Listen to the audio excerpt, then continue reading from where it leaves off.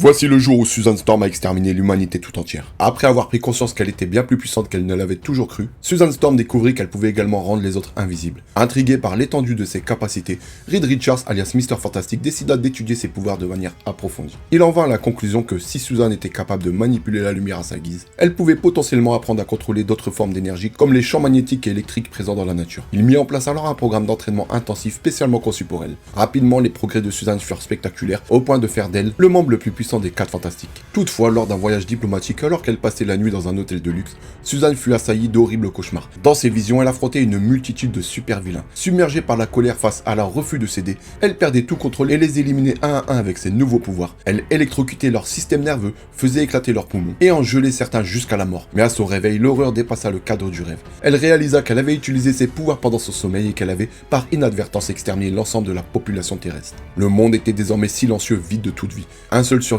demeurait, Johnny Storm, la torche humaine. Il avait survécu parce que l'attaque qu'il avait subie, un gel extrême, avait été neutralisé par ses propres pouvoirs de feu. Horrifiée par ce qu'elle avait fait, Susan se cacha de son frère, incapable d'affronter son regard. Elle parcourut la planète à la recherche d'éventuels survivants, mais ne trouva que des corps sans vie en décomposition. Finalement, elle renonça à se dissimuler. Johnny la retrouva. Dévastée par la culpabilité, Susan affirma qu'elle ne pouvait pas continuer à vivre avec un tel poids.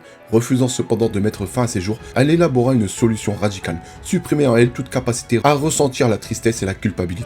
Elle demanda à Johnny d'utiliser ses flammes pour créer une fine aiguille, suffisamment précise pour intervenir directement sur son cerveau. Johnny en larmes tenta de la raisonner, lui expliquant que cela la priverait de son humanité et risquerait de la rendre instable. Mais Susan insista, convaincue qu'il n'existait pas d'autre issue. Finalement, brisé, il céda. L'opération réussit, Susan se lobotomisa elle-même. Dès lors, elle ne fut plus capable d'éprouver ni remords ni tristesse. Une seule émotion subsistait, une joie froide et constante. Face à cette transformation, Johnny entra dans une colère désespérée. Il l'accusa d'avoir perdu son âme. Leur confrontation dégénéra jusqu'à ce que Susan, détachée de toute empathie, met fin à la vie de son propre frère. Acceptant pleinement ce qu'elle était devenue, elle renonça à son identité.